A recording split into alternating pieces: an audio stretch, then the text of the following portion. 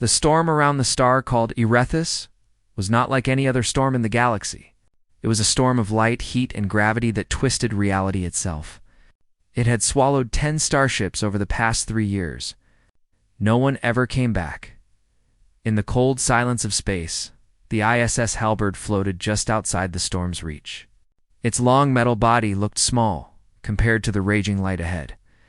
Inside the ship, alarms blinked softly, showing numbers that made experienced pilots shake their heads. The humans, however, were not shaking their heads. They were preparing. Commander Reyna Volkov stood on the bridge, looking at the star through the thick window. Her hands were behind her back, her uniform neat and sharp. She did not blink. The light of the dying star reflected in her gray eyes. She had been in many dangerous missions, but this one felt different. This one felt final. Beside her, Captain Elias Ward leaned against a console. His hair was messy, his jaw unshaven, and his smile, the smile that made both enemies and allies uncomfortable, was calm. He looked at the storm like it was a puzzle he could solve. Behind them, the Serati envoy shifted uneasily. She was tall, with smooth silver skin and glowing blue eyes. The Serati were one of the oldest and most advanced species in the Orion sector. They were known for logic, science, and caution.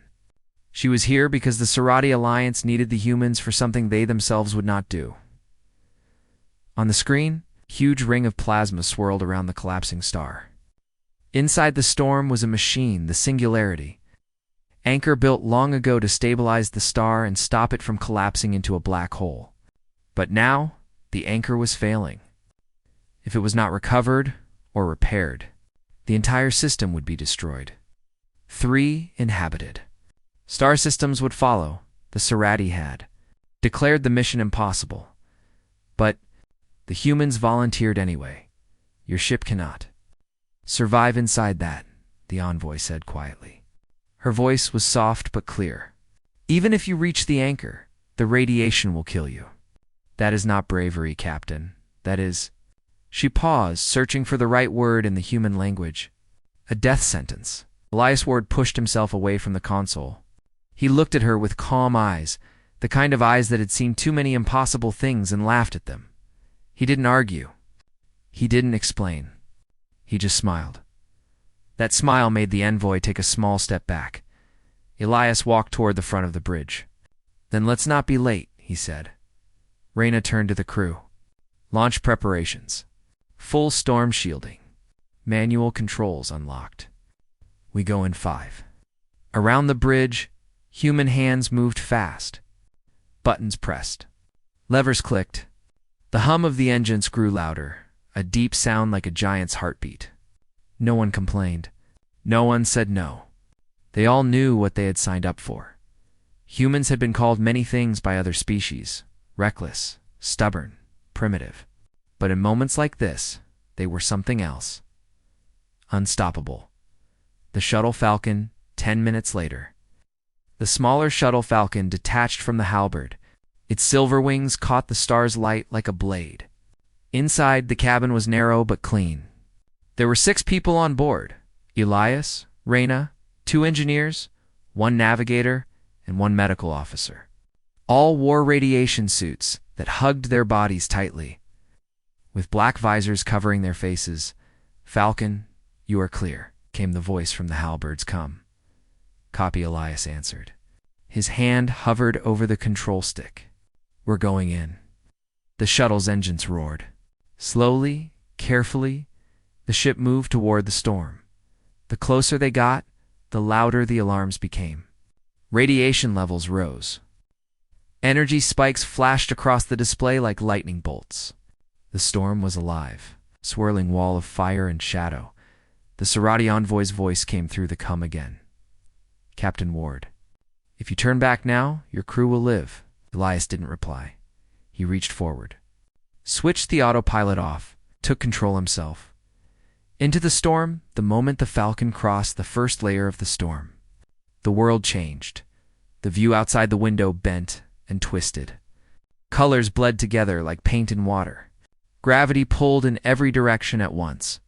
The ship shook, not from impact, but from reality itself, trying to tear it apart.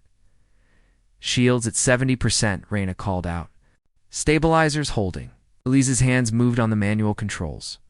Most ships in the galaxy used advanced AI navigation for storms like this. But AI could not feel the current. It could not guess or take a risk. It could only calculate. And this storm didn't follow logic. Humans did not need logic to survive. A sudden burst of radiation slammed into the Falcon. The lights flickered.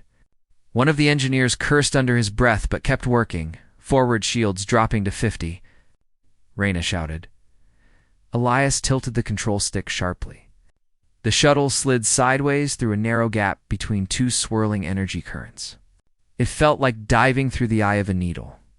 The radiation readings dropped for a moment. The crew let out a breath. Nice move, Captain, Reyna said softly. Elias didn't answer. He was focused. Eyes fixed on the glowing coordinates ahead. The Singularity. The Singularity anchor floated like a diamond at the heart of the storm. It was massive, a black metal sphere with glowing golden veins rotating slowly. Every few seconds, a pulse of energy burst from its core. Like a heartbeat, it was dying. The containment field around it flickered and cracked.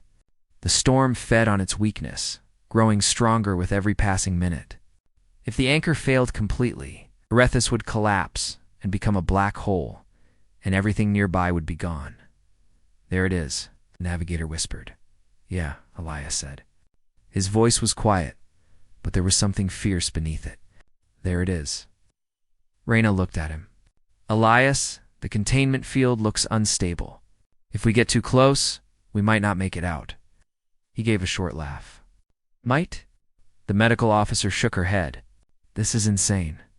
Reyna leaned back in her seat. It's what we do. The Falcon inched closer, every meter feeling like a fight. Gravity spikes hit the hull. Radiation hissed against the shields. The sound wasn't real. Sound couldn't travel in space. But the ship's systems translated the impact into an audio warning. It sounded like distant thunder. The Sarati envoy watched from the halberd. Her hands tightened on the rail. Her species had studied this star for centuries. They had never dared to go near it, and the humans were inside. Ilias's decision autopilot won't get us closer, the navigator said. The energy currents are too random, good Elias replied. I don't like autopilot anyway. He took the control stick again. The Falcon twisted and rolled between invisible currents. He flew like someone dancing with a storm, reading its rhythm instead of fighting it. Outside the window, the storm's light reflected in his visor, making him look like he was wearing fire. Reyna watched him carefully. She had flown with Elias for years. She knew this look. He wasn't being reckless. He was being human. That strange mix of fear and defiance that no other species ever quite understood. The storm roared around them. The anchor loomed closer. Distance, 300 meters, the navigator called out. Shields at 30%, Reyna added. Plenty, Leah said with a grin. History lessons back on the halberd. The Sarati envoy turned to the human tactical officer, monitoring the mission. Why are they doing this? She asked. Your species has no obligation. You could have walked away. The officer, a young man with tired eyes, shrugged. We could have, he said. But someone has to try. The envoy frowned. But this is not logical. No probability favors survival. He smiled faintly. Logic doesn't always win. People do. Approached to the anchor. The Falcon reached the edge of the anchor's containment field. The shields screamed in protest. Red lights filled the cabin. The air tasted of metal. Radiation level critical, Reyna said. Her voice was steady. Shield failure in 3 minutes. More than enough, Elias answered. The ship slowed to a crawl. The golden veins on the anchor pulsed faster now, like a heart trying to keep beating. The anchor wasn't just a machine. It was old technology, built by an unknown civilization, and later studied by many. No one fully understood it, but the humans were here to touch it. Elias looked at Reyna. We can't remote pull it. The energy field's too unstable. she said. Someone has to go out there. Gah. A quiet fell in the cabin. Everyone knew what that meant. Reyna expected him to say, "We'll draw straws or I'll send the engineers." But Elias didn't say anything like that. He reached for his helmet. "Elias," Reyna started. He cut her off with a smile. "I'll be quick," she wanted to argue. She really did. But this was who he was. And deep down, she knew he wouldn't let anyone else do it. Because humans did not back down from the impossible. Stepping into the storm, the airlock hissed. Elias stood inside, suit sealed tight, his boots locked onto the magnetic floor. The anchor shone just ahead beyond a wall of swirling light. Outside, the void was silent, black and gold. Cold and burning at the same time, the voice of the Sarati envoy came through the come again. "Captain Ward, this is madness. You cannot survive exposure to those levels." Elias closed his eyes for half a second. He could hear her fear. She didn't understand. No one outside humanity ever did. He stepped forward. "Watch me." And then he opened the outer hatch. The storm didn't roar. Space had no sound, but it felt like it did. Light crashed over his visor. His body vibrated under the radiation, but the suit held. 1 step, 2 steps. The tether line stretched behind him like a silver thread. 50 meters, Reyna's voice said in his ear. "You're good." He kept moving. 40 meters. 30. The anchor looked even bigger up close. Its surface shimmered with gold and black, spinning slowly, ancient and powerful. Elias reached out his hand toward it. His glove touched the edge of the field. Electricity danced across his fingers like fireflies. His heart pounded in his chest. This was what everyone said couldn't be done. This was what humans were made for. On the bridge on the Halberd, the Sarati envoy held her breath. She could see the human captain's suit on the monitor, a tiny dot against the endless storm. In her culture, no one ever did something with such low chance of success. It was not bravery. It was not logic. It was simply unthinkable. But these humans were different. They walked into storms. They smiled at death sentences. They touched what others feared.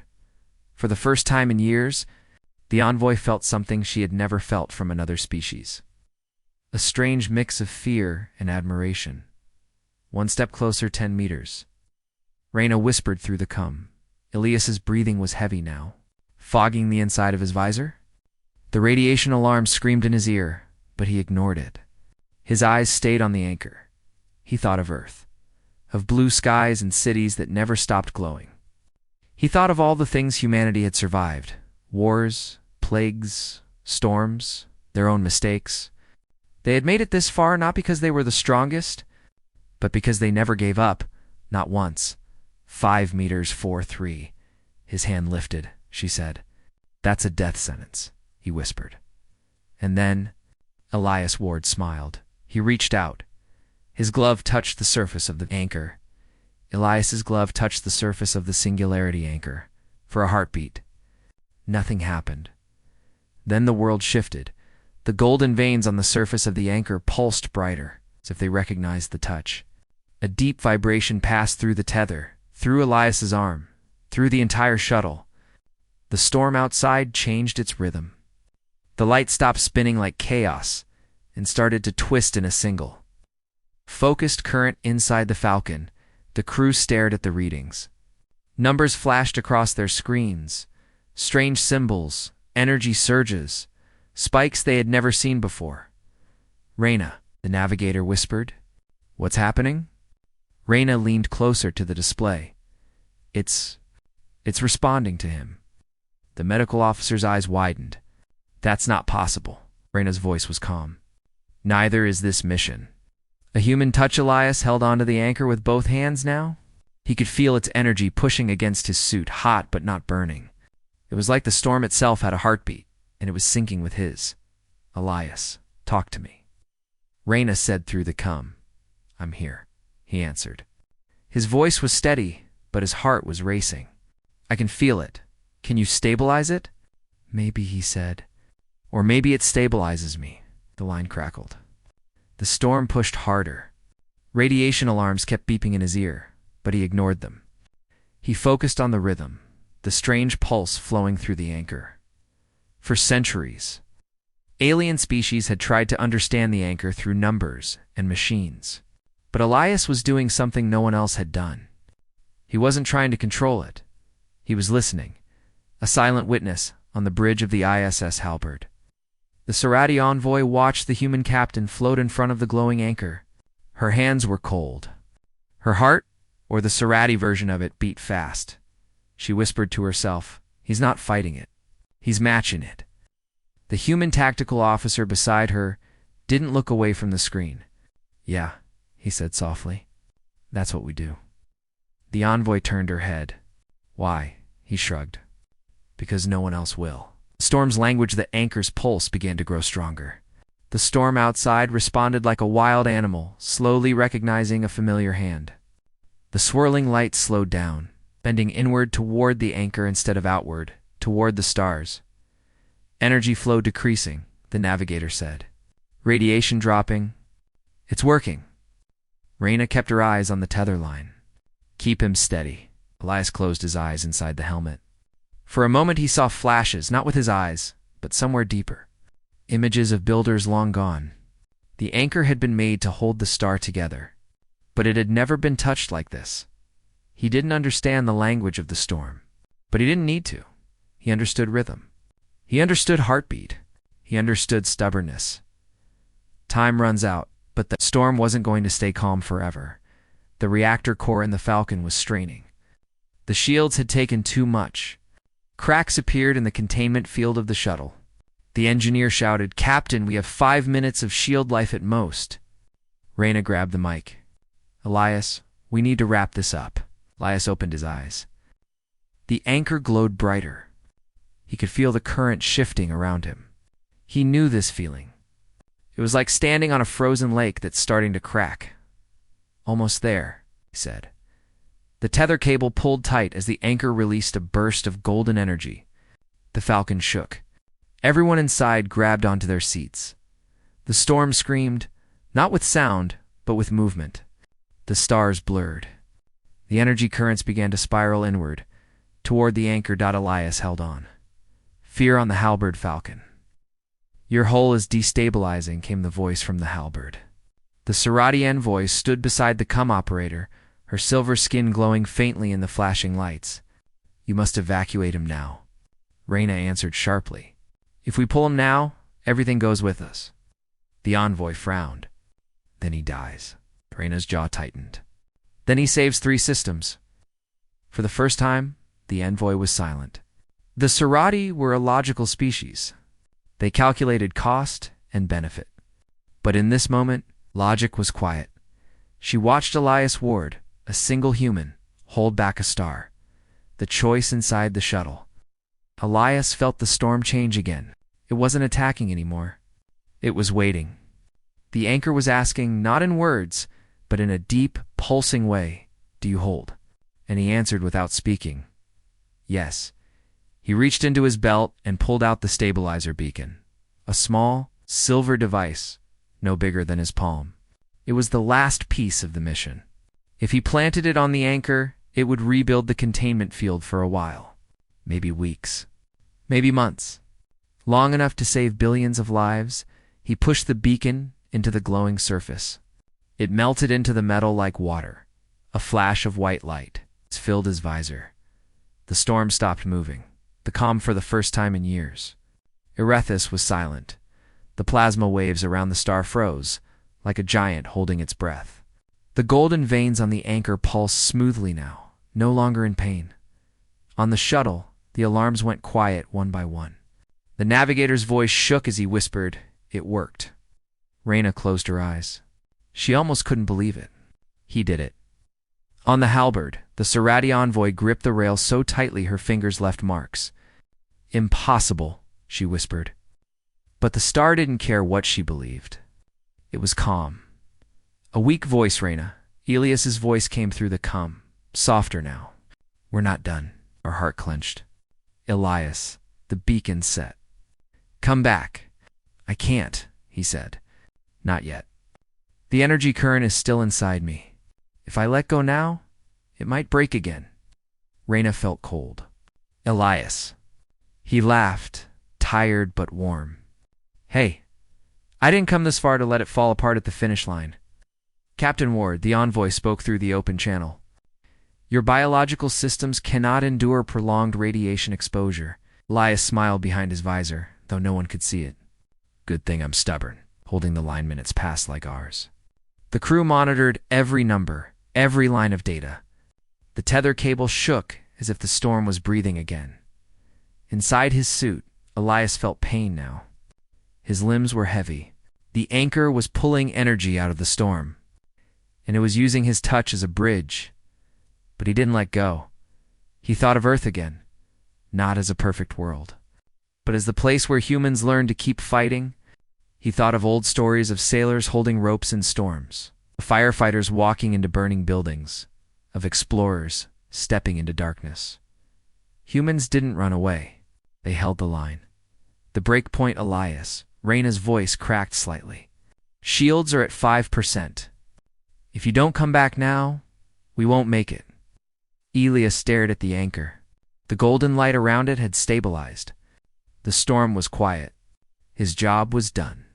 But his body was almost done too, he whispered. Okay, loosened his grip. For a second, the anchor pulsed harder. The storm twitched. Reyna held her breath. Then Elias pushed himself away from the anchor. The tether line pulled him back toward the Falcon.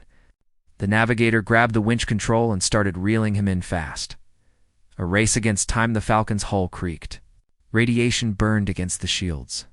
The engines roared as Reyna powered them to full. Come on, the engineer muttered, fingers flying across the controls. Outside the window, Elias floated through the last layer of the storm. His vision blurred. He could barely keep his eyes open, but he saw the shuttle's lights ahead of him, warm like a beacon. Almost there, Reyna said. The outer hatch opened. The tether pulled him inside. The airlock hissed shut. The navigator shouted, "He's in!" Reyna slammed the throttle. Then let's go. The Escape the Storm did not want to let them go easily. As the Falcon turned back, the gravitational currents twisted behind them. The star was stable now, but the outer storm still spun like a dying hurricane. Reyna flew like no machine could. Her hands moved fast, sliding through narrow gaps in the currents. The navigator called out every spike. The engineer rerouted every last bit of power to the shields. The shuttle shot through the storm like a silver arrow.